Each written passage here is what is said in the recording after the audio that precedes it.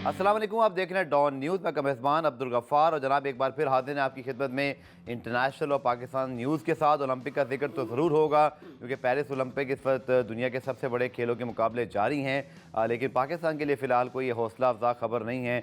अर्श नदीम की जो है वो हमें मुकाबलों का इंतज़ार है, उस हवाले से भी तफसीली बात करेंगे। अच्छी खबर यह है कि पाकिस्तान ने वॉलीबॉल के मुकाबलों में भारत को शिकस्त दी और आज के आखिरी सेगमेंट में हम पाकिस्तान वॉलीबॉल टीम के हेड कोच से भी बात करेंगे और उनसे इस जर्नी के बारे में पूछेंगे। और साथ साथ कल दो बड़ी अहम डेवलपमेंट हुई, जिसके अंदर ना सिर्फ एशिया कप 2025 भारत में जो है वो अब मुनक्किद होने की तस्दीक हो गई है तो टेंटेटिव, लेकिन लिखा वो यही है फिलहाल एशिया क्रिकेट काउंसिल की वेबसाइट पर कि भारत ने 2025 में एशिया कप की मेज़बानी करनी है। एक तो ये बात, दूसरा मोहसिन नकवी साहब all set to become ACC president, तो ये जी हम बात करेंगे। और इसके साथ साथ आज ब्रेकिंग न्यूज़ जो आई वो ये है कि पाकिस्तान क्रिकेट बोर्ड ने वकार यूनुस, पाकिस्तान के साबिक कप्तान हैं, साबिक हेड कोच हैं, उन्हें एक बड़ी जिम्मेदारी देने का फैसला किया है। और मोहसिन नकवी एडमिनिस्ट्रेशन के अगर मामला देखेंगे बतौर चेयरमैन PCB, तो वकार यूनुस क्रिकेट के सारे मामला के हेड होंगे। इट्स अ सिग्निफिकेंट मूव, क्योंकि इससे पहले आपको याद है कि वहाब रियाज और दीगर जो कुछ लोग हैं वो मोहसिन नकवी साहब के बहुत क्लोज थे, लेकिन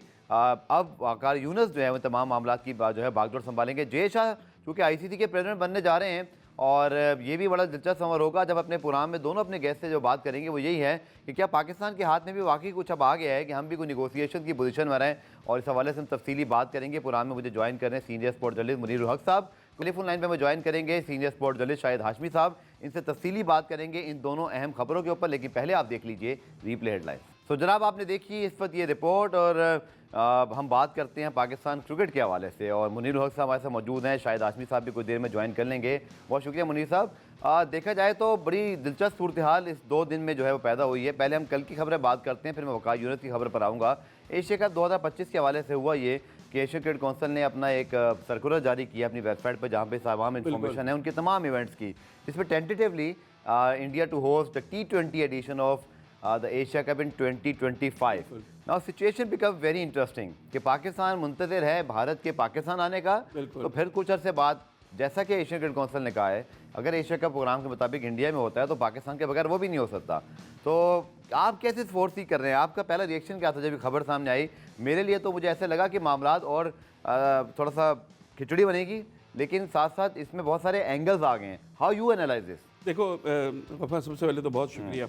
बात यह है कि ये जो मामला है ना पाकिस्तान और इंडिया के क्रिकेट का, ये जय शाह के हाथ में इस हद तक ज़रूर कह सकते हैं कि उनके वालिद वहाँ के इंटीरियर मिनिस्टर हैं और वो BCCI के सब कुछ हैं, लेकिन ये उस वक्त तक जब तक गवर्नमेंट की क्लियरेंस वहाँ से नहीं होती हम कुछ नहीं कर सकते। ये बात बिल्कुल तयशुदा है। कोई भी अगर ये चाहे उनका मीडिया कुछ कहे चाहे हमारा मीडिया कुछ कहे, अभी तक ऐसी कोई चीज़ नहीं है। पॉजिटिव यूँ कह सकते हैं कि ज़ाहिर चैम्पियंस ट्रॉफी ख़त्म होने के चंद ही महीने बाद वहाँ हो जाएगी इंडिया में एशिया कप का इनेकाद हो जाएगा, तो अगर भारतीय टीम आएगी तो फिर पाकिस्तान को जाने में कुछ नहीं। फिर 1 साल के बाद वहाँ T20 वर्ल्ड कप भी मुश्तरका तौर पर इंडिया और श्रीलंका में हो रहा था, वहाँ पाकिस्तान को जाना है। तो बेहतर तो यही होगा कि ये चीज़ों का ख़त्म करके दोनों टीमें अब आएँ और खेलें। पाकिस्तान ने तो देखो कभी एतराज़ नहीं किया, 2016 में भी गए, फिर इसमें भी गए, बायलैटरल सीरीज़ भी 2012 में आखिरी हमने खेली, इंडिया तो 2008 के बाद आया नहीं है। तो ये सारी चीज़ों में सबसे बेहतर हल ये है कि थोड़ा सा बर्फ़ पिघलनी चाहिए। नेगोशिएशंस में कुछ हमारे लिए पास आ गया है क्या वाकई? जैसे वैसे तो 2026 में पाकिस्तान को भारत जाना है या श्रीलंका में, अब मुझे नहीं पता पाकिस्तान के मैचेस रखे जाएंगे, लेकिन अब तो डायरेक्टली एक और चीज़ पहले आ गई, मतलब 2026 से वेट नहीं करना पड़ेगा। सो क्या जब हम अब बैठेंगे कहीं ना कहीं, जो मेरी इतलात हैं मुनीर भाई वो ये हैं कि अक्टूबर में ICC की अगली मीटिंग है, उससे पहले कुछ भी नहीं है, हंगामी मीटिंग का कोई इम्कान नहीं है। जो मैंने कुछ अपने सोर्सेज से पता किया PCB में ICC में अक्टूबर में मीटिंग होनी है, जब जय शाह साहब most likely to become the president as well. तो आप क्या समझते हैं तब तक हमें बतौर चेयरमैन PCB मोहसिन नकवी साहब को आज उन्होंने बड़ा फैसला लिया जो वकार यूनुस के हैंड क्रिकेट कर दी, उस पर भी आपसे सवाल करूंगा, लेकिन हमें उससे पहले क्या करना है कि भारत के आने के लिए हम मिन्नतें तरले करें या हम एक अटैकिंग अप्रोच ले लें या हम सब कुछ ICC पे छोड़ के हैबिट पे चले जाएं? How you see? देखिए ICC पे तो आपको छोड़ना पड़ेगा, इसलिए कि टूर्नामेंट किसका है? ICC का। ICC ही की जिम्मेदारी है कि वो भारत को पाकिस्तान आने पर कन्विंस करे। लेकिन यहाँ मसला है कि जिस खेल की हम बात कर रहे हैं उसमें अगर 90% रेवेन्यू भारत जनरेट करता है तो ICC उस मामले में कुछ नहीं कर सकता। I am very sorry to say. तो यहाँ पर अभी भी लगता है ऐसा है कि चलनी उन्हीं की है। बेहतर ये है कि भारत से ही कोई अंडरस्टैंडिंग हो आपकी तो वो आएँ और आप जाएँ तो ज़्यादा बेहतर है। आईसीसी का कोई इतना अमल दखल मुझे लगता नहीं है कि हो पाएगा, क्योंकि आईसीसी वैसे अभी परेशान है। आपको पता है $20 मिलियन का अमेरिका को उन्होंने नोटिस पे लिया हुआ है, वहाँ इनके दो छोड़ के चले गए, इनके दो करीबी, क्योंकि $20 मिलियन का मसला आ गया है जो वहाँ नसाओ क्रिकेट काउंटी क्रिकेट स्टेडियम में जो चीज़ें हुई हैं। तो मुझे नहीं लग रहा है कि ऐसी कोई भी चीज़ के आईसीसी इसमें करे, लेकिन जिम्मेदारी बहरहाल आईसीसी की है। आपके पास कोई ऑप्शन नहीं है सिवाय ये कि आप आईसीसी के हैं कि आपका इवेंट है, आपको इसको कराना है और पाकिस्तान में नहीं भाई, जो आप अगर एशियन क्रिकेट काउंसिल के अब जयशाह सदर हैं, वो आईसीसी के सदर बन जाएंगे, चेयरमैन बनते हैं, उसके बाद फिर जनवरी में मोहसिन नकवी साहब चेयरमैन पीसीबी, जो कि अब तक तो मौजूद हैं, हम होप करते हैं कि वो अपनी टर्म को पूरी करें, तो वही बनते हैं। तो ऐसी सूरत में भी हम एशियन क्रिकेट काउंसिल में बैठ के भी कोई मामला नहीं कर सकते, या आप आगे देखते हैं कि वो क्लैश भी हो सकता है, मतलब कि दोनों मुल्क आमने सामने हों और फिर हाइब्रिड वाली सिचुएशन दोनों तरफ होगी। एशियन क्रिकेट काउंसिल में रहते हुए अब ज़्यादा क्या कर सकते हैं? एशिया कप का इनेकाद करवा सकते हैं। तो एशिया कप तो ऑलरेडी 2025 का भारत को आप बता रहे हैं अलॉट हो गया, 2027 का बांग्लादेश को अलॉट हो गया, तो वहाँ तो फिर कोई ऐसी आपकी वो नहीं रहती। हाँ, अगर पाकिस्तान को मिलना होता और पाकिस्तान के सरबराह होते तो थोड़ा सा हम बात को कर सकते थे, लेकिन वो चीज़ तो अभी खत्म हो गई। लेकिन लोग चाहते हैं कि हम कोई ऐसा स्टांस लें, चाहे आईसीसी माने ना माने। और मैं शायद आशमी साहब के चलता हूँ, उनके पहले बात कर लेते हैं। शायद भाई बहुत शुक्रिया ज्वाइन करने के लिए। ये जो सर लेटेस्ट डेवलपमेंट हुई जिसमें टेंटेटिवली अभी इंडिया को 2025 का मेज़बान जो है वेबसाइट पे शो किया गया है, फिर आगे चल के जो है पाकिस्तान को जो है वो सदारत संभालनी है एशिया क्रिकेट काउंसिल की। तो शायद भाई आप बताइएगा हमारे देखने वालों को कि क्या भारत के जो चैंपियंस ट्रॉफी में आने के मादूम इम्कानात नज़र आ रहे हैं, जो पाकिस्तान को पहले से 2026 तक इंतजार करना था, ये जो 2025 वाला मामला हुआ है, इसका सारी सूरत हाल पर बराह रास्त कोई असर पड़ेगा? बराह रास्त असर नहीं पड़ेगा, लेकिन अक्टूबर नवंबर तक ही हमें पता चल पाएगा कि भारत चैंपियंस ट्रॉफी में आएगा या नहीं आएगा। वहाँ पे भी एक फैक्शन ऐसा है, वहाँ पे भी एक ग्रोह कह लें कैसा है, वो ये चाहता है कि भारत की टीम जरूर जाए पाकिस्तान, इसलिए कि भारत की टीम अच्छी है, वो अभी T20 वर्ल्ड कप जीते हैं, तो इससे अच्छा क्या मौका मिलेगा कि पाकिस्तान की सरजमीन पर जाकर चैंपियंस ट्रॉफी जीती जाए। और टाइम्स ऑफ इंडिया ने एक एडिटोरियल भी लिखा जिसमें उन्होंने सिर्फ ये कहा कि सिर्फ सिक्योरिटी के मसाइल हैं, अगर सिक्योरिटी के मसाइल पाकिस्तान हल कर लेता है और पूरी एश्योरेंस देता है तो इंडिया की टीम को वहां जाकर खेलना चाहिए। तो ये जो एशिया कप वाला हुआ ये अभी टेंटेटिव है, इसलिए कि इंडिया यूजुअली एशिया कप की मेजबानी के लिए तैयार नहीं होता, इतना बड़ा इवेंट नहीं है। ये बेसिकली इवेंट 2025 में ओमान को दिया जाना था, लेकिन अभी तक ओमान ने या तो विलिंगनेस शो नहीं की या ओमान अपना केस इतना अच्छी तरह खिमजी साहब पेश नहीं कर सके, वरना ये टूर्नामेंट छोटे मुल्कों में होने चाहिए। पाकिस्तान, इंडिया, श्रीलंका ऑलरेडी इतने इवेंट्स करा चुके हैं, तो ये अगर आप एसोसिएट मुल्कों में कराएंगे तो वहाँ पे क्रिकेट को फरोग मिलेगा। ठीक है, शायद भी वैसे आप सही फरमा रहे हैं, क्योंकि अक्टूबर में जाके आईसीसी मीटिंग होनी है, उससे पहले लगता नहीं कि कोई हंगामी सूरत हाल होगी कि कोई मीटिंग तलब की जाए। आपका तजर्बा या जो आपकी सोर्सेज हैं या जो आप एक फोर्स ही कर रहे हैं, क्या लगता है आपको, क्या ज़्यादा चांसेस इस बात के हैं कि भारत आ ही जाएगा जो आप कह रहे हैं? आपने आज हमें उम्मीद दिलाई कि जी वहाँ एक सेक्शन ऐसा है जो चाहता है कि भारत वहाँ जाके जीते, या आपको लगता है कि वो ग्रुप जीत जाएगा जो कि चाहता है कि पाकिस्तान भारत बिल्कुल ना खेलें, पाकिस्तान तो बिल्कुल ना जाएं, और आपको पता है एक पॉलिटिकल स्टांस भी है? देखिए, वो ग्रुप बड़ा है जो ये चाहता है कि पाकिस्तान में ना जाए भारत की टीम खेलने के लिए। वो ग्रुप बड़ा भी है, उसका क्लाउड भी है, उसका जोर भी चलता है। वो चाहेगा तो नहीं जाएगी भारत की टीम, नहीं आएगी पाकिस्तान, लेकिन ये सारा सब कुछ सियासी प्लेटफॉर्म पर तय होना है। उनकी जो हुकूमत है वो डिसाइड करेगी। मोदी साहब तीसरी बार वजीर आजम बने, वहाँ पे एक जो सहाफ़ी हैं जो सियासत कवर करते हैं, उनका एक ओपिनियन ये है कि अब वो अमन के नोबेल प्राइज़ की तरफ जाना चाहते हैं और वो इसीलिए पाकिस्तान की तरफ एक अमन का हाथ बढ़ाना चाहते हैं। लेकिन साथ ही साथ वो अमेरिका में जाकर ये बातें भी कर रहे हैं कि पाकिस्तान के ऊपर पाबंदी लगनी चाहिए, अब कोई ऐसी चीज़ हो जो हम आपको बताएं तो आप उनकी इमदाद भी रोक दें। तो ये दोनों चीज़ें नहीं चल पा रही। हमारी हुकूमत भी इतनी स्टेबल नहीं नज़र आ रही। अगर हमारी हुकूमत इतनी स्टेबल हो, हम सियासी तौर पर इतने मजबूत हो कि हम हाथ आगे बढ़ाएं भारत से और कहें कि हमसे मुज़ाकरात करें और सियासी तौर पर इस मामले को हल करें। 4 अगस्त को गालिबन या अगस्त के पहले हफ्ते में सार्क की एक मीटिंग है, एग्जीक्यूटिव बोर्ड की भी, और पूरी जो मेन सार्क की वो होती है मीटिंग, वो श्रीलंका में है।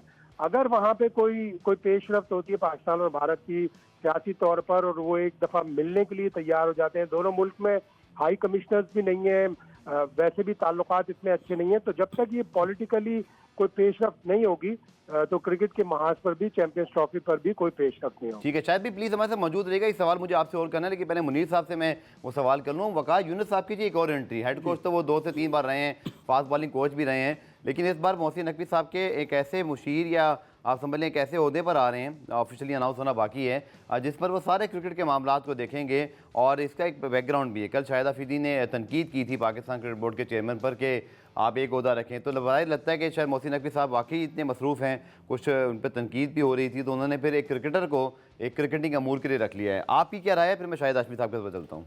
देखिए, बात यह गफ़ार कि अगर मेरी राय आप पूछते हैं तो मुझे तो इस राय पर बहुत अफसोस होगा अगर उन अपॉइंटमेंट होता है, क्योंकि 5 मरतबा मुख्तलिफ मौके पर वो पाकिस्तान क्रिकेट बोर्ड में आ चुके हैं, कभी हेड कोच बन के, कभी बॉलिंग कोच बन के, 5 मरतबा, यानी वो ऑलरेडी आजमाए हुए हैं। मसला ये है ना कि एहसान मानी आए तो वो वसीम खान को लेके आया, वसीम खान आए तो मिसबा को सारे इख्तियार दे दिए, अब ज़का साहब आए तो उनको टीम डायरेक्टर बना दिया, अब ये आए तो पहले वहाब रियाज को बनाए। ये चीज़ें इस तरह से टीम नहीं चलती।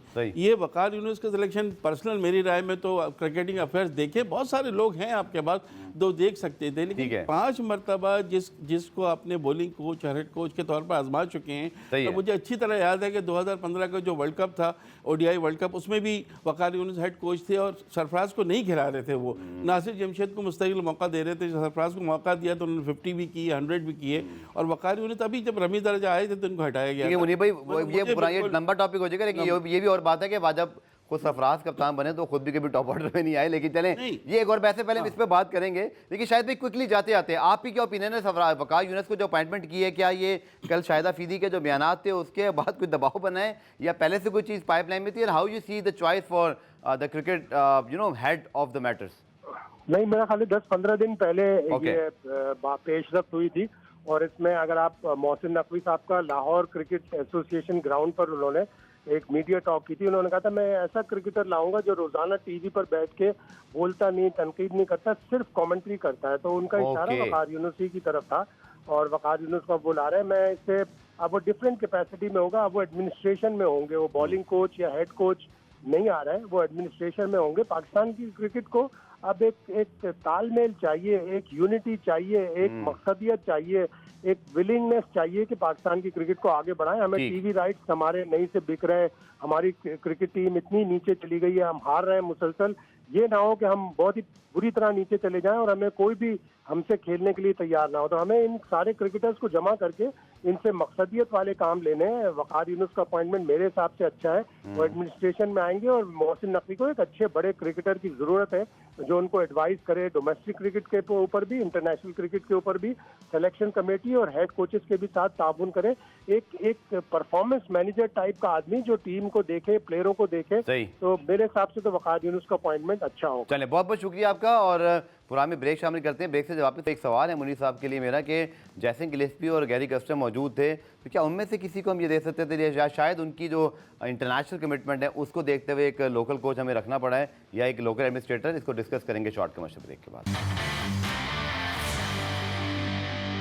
पुरान रिप्ले में खुशामदीद। और मुनीर साहब जो है आपसे मैं बात कर रहा था वक़ार यूनुस के अपॉइंटमेंट के ऊपर, चूँकि इससे पहले वो हेड कोच, बॉलिंग कोच, इसके अलावा दीगर ओहदों पर रहे हैं, लेकिन इस बार जो है वो एक एडमिनिस्ट्रेशन के तौर पर आए हैं। तो ठीक है, आपकी एक ओपिनियन है, शायद सबकी अपनी ओपिनियन है, मेरा काम बतौर होस्ट आपसे सवाल करना है। आपको लगता है कि इसके अलावा कोई मौजूद शख्सियत हो सकती है? क्योंकि हमारे यहाँ जो कमेंटेटर्स हैं, चूँकि रमीद राजा फॉर्मर PCB हैं, वसीम अकरम विलिंग नहीं है, मेरा नहीं ख्याल इसके अलावा कोई और इस वक्त इतना मॉडर्न डे क्रिकेट से एसोसिएशन वाला कोई क्रिकेटर इस पाए का है। शायद चॉइस ही नहीं थी हमारे पास। नहीं, चॉइस थी या नहीं थी, आपको इतने ऐसे शख्सियत जिसको आप कई मरतबा किसी भी अहदे पर लाएँ। देखिए, मोहम्मद हफीज़ भी टीम डायरेक्टर थे, वो कोच थे, फिर नहीं थे, तो फिर वहाब रियाज भी सीनियर मैनेजर थे। मसला ये है कि सिर्फ वहाब रियाज को रिप्लेस किया गया है और कुछ भी नहीं है। वहाब रियाज फेलियर हुआ तो उनको रिप्लेस कर दिया गया। इनकी मुझे वजह यह है कि जब भी पाकिस्तानी टीम में किसी भी उसमें रहे, चाहे बॉलिंग कोच रहे, वो कुछ ऐसा कर नहीं सके कि जिसको आपको, मुझे उनकी शख्सियत पर कोई इतराज़ नहीं है, मुझे उनके बड़े बॉलर होने पर तो दुनिया के माने बॉलर कोई इतराज़ नहीं है। यहाँ पर इस वक्त इनकी तकर्री समझ में नहीं आती। बात ये नहीं है, बात आपको ढूंढना पड़ते हैं। आप बड़े नाम की तरफ क्यों जाते हैं? आपको जेसन गिलेस्पी बहुत बड़ा नाम नहीं है यार, लेकिन आपने रखा है ना उसको। अब वो रेड बॉल के कोच हैं, अब आपको अच्छा, जो प्रेस रिलीज तो अभी नहीं आया, लेकिन जो खबरें हैं उसके मुताबिक प्रेस रिलीज आएगा तो हम उस पर तफसीली फिर एक और बात करेंगे। डिनाई भी पर नहीं वो हुआ, इसका मतलब है हाँ, कि करेक्ट खबर तो पक्की है। जी हाँ। ये मुझे बताएं कि दोनों फॉरेन कोचेस की क्या पोजीशन होगी इस मौके पर? क्या वो फ्रीडम जो हम समझ रहे थे, गैरी कर्स्टन अब सारे शॉट्स खेलेंगे, ये बेहतर नहीं था यार, जैसे प्रेशर गिलेस्पी तो खेलें देखो, या वकार यूनुस, बाकी नहीं, मामला प्रेशर डोमेस्टिक की हद तक रहे तो बेहतर नहीं है प्रेशर सर? तो आएगा। सर डोमेस्टिक की हद तक नहीं, डोमेस्टिक हद तक नहीं है, टीम के मामलात ये तक ना आएंगे, ये पूरा डोमेस्टिक तो थोड़ी लेंगे। वकार यूनुस आएंगे तो इंटरनेशनल, देखिए बिला वजह का एक प्रेशर पड़ेगा जेसन गिलेस्पी पे भी और गैरी कर्स्टन पे भी, जो हम समझते हैं इंडिपेंडेंट है, इनको सिलेक्शन में भी ले रहे हैं, इनको ले रहे हैं, वो चीज़ अब नहीं रहेगी। अब से चलेगी वकार यूनुस की, जिस तरह हमने देखा वहाब रियाज की चल रही थी, उससे पहले मोहम्मद हफीज़ की चल रही थी, उससे पहले मिसबाउल हक की चल रही थी। यही चीज़ कंटिन्यू की गई है बिकॉज के जाहिर है उनके पास इतने दूसरे काम हैं। इंटीरियर मिनिस्टर हैं मोहसिन नकवी साहब, बहुत चैंपियंस ट्रॉफी ज़्यादा पाकिस्तान में होनी है, उसकी बहुत ज़्यादा रेनोवेशन हो रही है रेनोवेशन हो रही और फिर हैं। वो क्रिकेटर थोड़ी हैं, वो क्रिकेटर जैसे शाहिद हफीज़ी ने कल लेकिन कहा। उनके हिसाब से ये फैसला अपना एक हो सकता है, लेकिन एक ऐसा प्लेयर के जो 5 मरतबा चाहे हेड कोच किया हो, उनको पीसीबी में लाने का किसी भी लेवल पर मुझे मेरी पर्सनल राय में ये मुनासिब फैसला नहीं है वकार यूनुस को लाना। लोगों को यही लगेगा कि यार वही पुरानी चीज़ चलिए लेट्स सी तजर्बा कैसे होता है, क्योंकि हमारे यहाँ होता ही है कि आते तो हैं, तकर्रुरी भी होती हैं। क्या मोहम्मद हफीज़ की तकर्रुरी नहीं हुई? बड़े पावर्स नहीं मिले क्या? वहाब रियाज को नहीं मिले और 2-2 महीने बाद सब खत्म। सबसे ज़्यादा पावर तो मिसबा के पास थी, बाब नजर ही नहीं आए। वो इंतजामुल हक किस्सा पारीना है इस वक्त, उनको कुछ पता नहीं कि वो कब वापस आएंगे। लेकिन चलिए हम क्रिकेटिंग मूड पे वापस आते हैं, क्योंकि बहुत सारे क्रिकेटिंग और आपका फेवरेट टॉपिक भी है, जो सारे मैचेस हो रहे होते हैं। हम हार गए कल बांग्लादेश से ऑस्ट्रेलिया में, और जैसे गिलेस्पी टीम को लेके गए थे वहाँ पर, पहला मैच हम जीते जिसमें धानी भी अच्छा खेले, फिर वो अनफिट हो गए। हमने देखा हुरैरा, जिनका नाम अब टेस्ट स्क्वाड में भी आ रहा है। उन्हें भाई कैसे इस टूर को देखते हैं? चूँकि कुछ लोगों का ये भी ख्याल है कि क्या हम पाकिस्तान में ए टीम को खिलाकर जैसे गिलेस्पी तैयारी करते, लेकिन फिर एक हमेशा से हमारा ख्याल ये रहा है कि हम वहाँ जाकर खेलें।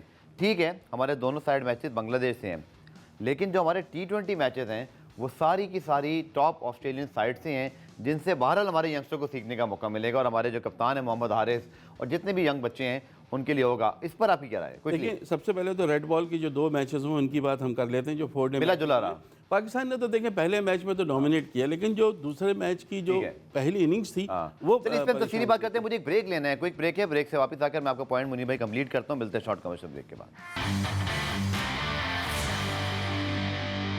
तो जनाब बात करते हैं पेरिस ओलंपिक 2024 की। मेडल्स की दौड़ जारी है और इस वक्त थोड़ा अमेरिका पीछे है, लेकिन हमेशा से बड़े जाइंट्स हैं, चीन, जापान, इसी तरह बाकी ममालिक काफ़ी आगे, जनूबी कोरिया भी। लेकिन पहले आप रिपोर्ट देखिए, फिर आके मज़ीद बात करते हैं। तो जनाब ओलंपिक के बारे में जब बात करते हैं तो बहुत सारी चीज़ें आई थिंक हमें याद आती हैं, सिवाय इसके कि हमने जीते, लेकिन बहुत सारी मेमोरीज, बहुत सारे नए स्पोर्ट्स हमें देखने को मिलता है। खासतौर पर जिमनास्टिक के कल जो मुकाबले हो रहे थे, क्या उसमें फाइन मार्जिन होता है कि आपकी एक एक चीज़ एक्यूरेसी, आपकी जो एग्जीक्यूशन है उसके। तो इस पर जापान जी इस वक्त छाया हुआ है, 12 मेडल हैं, 6 गोल्ड मेडल के साथ नंबर 1 पर हैं। फ्रांस, जिनके मुताबिक ये कहा जा रहा था कि उन्होंने बहुत ज़्यादा तैयारी की है अपने इस ओलंपिक्स के लिए, जो कि आज से कोई 4-5 ओलंपिक्स पहले जब उनको बहुत ज़्यादा जो है वो मेडल्स नहीं मिले, तो उन्होंने टारगेट किया था कि वो अपने घर में जीतेंगे।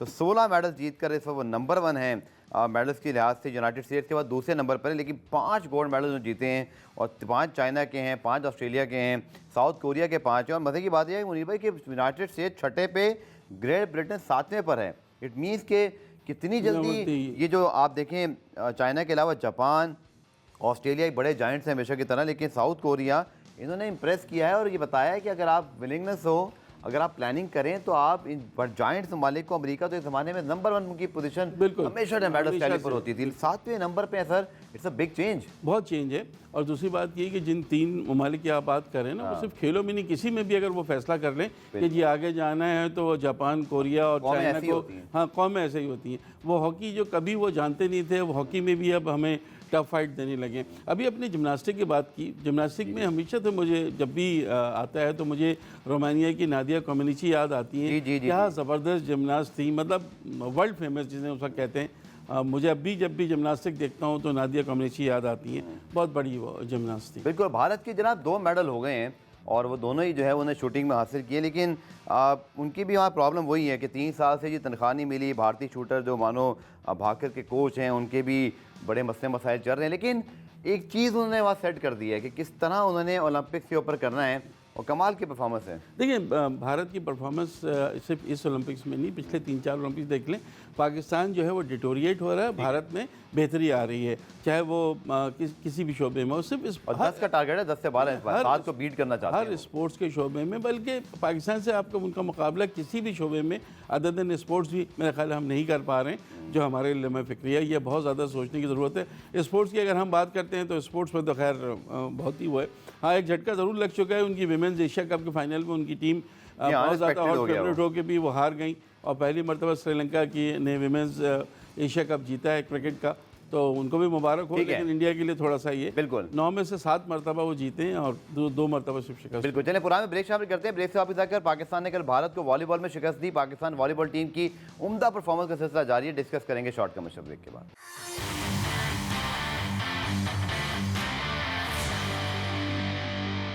पूरा रीप्ले में खुश आमदीद। तो जनाब पाकिस्तान की वॉलीबॉल में परफॉर्मेंस बहुत शानदार है और ख़ासतौर पर अगर हम बात करते हैं, कल इन्होंने जो है वो भारत को भी शिकस्त दी और वॉलीबॉल के जो कोच हैं सईद खान साहब हमें जो है वो ज्वाइन कर रहे हैं और आप फुटेज भी जनाब देख सकते हैं कि पाकिस्तान की टीम मुसलसल जो है वॉलीबॉल में अच्छी परफॉर्मेंस दे रही है। अपने ग्राउंड पर भी, होम ग्राउंड पर भी अच्छी परफॉर्मेंस दी। और उसके बाद जनाब इस परफॉर्मेंस में अगर आप बात करें तो ये बहरीन में जारी एशियन अंडर 18 वॉलीबॉल चैंपियनशिप में पाकिस्तान ने पहले मैच में कोरिया को और फिर भारत को शिकस्त दी।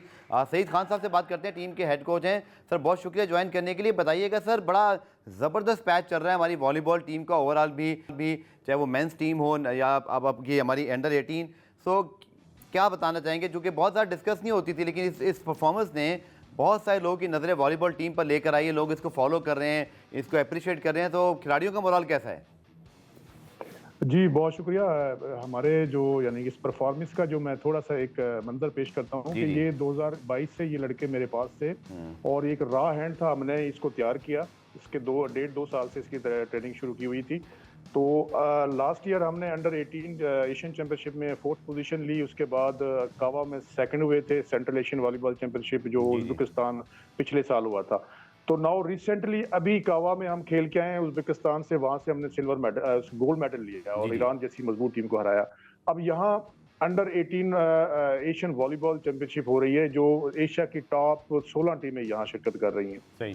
तो हमारा ग्रुप डी है और इस ग्रुप में कोरिया, पाकिस्तान, इंडिया और कुवैत है। और जैसा आपको मालूम है कि हमारा पहला मैच कोरिया के खिलाफ था। कोरिया टेक्निकली और टैक्टिकली साइड पे बहुत साउंड और बहुत मजबूत टीम थी। तो कल हमने परसों से हमने वो मैच जीता है और 3-2 से मैच जीता है। और इसके बाद इंडिया रवायती हरीफ था हमारा। और मैंने इन बच्चों को, जो मीटिंग थी हमारी, एनालाइजिंग मीटिंग थी, हमने इसको एनालाइज किया इस टीम को। तो मैंने यही उन बच्चों को बोला कि इस ये टूर्नामेंट एक तरफ और इंडिया का मैच एक तरफ। ऑब्वियसली देखें, क्रिकेट हो, हॉकी हो, कोई और गेम हो, तो एक हाइप क्रिएट होती है इंडिया और पाकिस्तान के मैच में। तो हमारे जो बच्चे थे बहुत एक्साइटेड थे, उनकी परफॉर्मेंस एक्स्ट्रा ऑर्डिनरी रही है इस मैच में और हमने उनको उठने नहीं दिया इंडिया को। चलिए बहुत शुक्रिया सईद साहब। इंशाल्लाह आपकी टीम के लिए बेस्ट विशेस भी हो। जैसे जैसे टूर्नामेंट आगे बढ़ता है तो इंशाल्लाह दीगर खिलाड़ियों और आपको जो है पुराने में देंगे। पुराने रिप्ले में आज के लिए इतना ही। कल दोबारा से मुलाकात होगी, तब तक के लिए अल्लाह हाफिज़।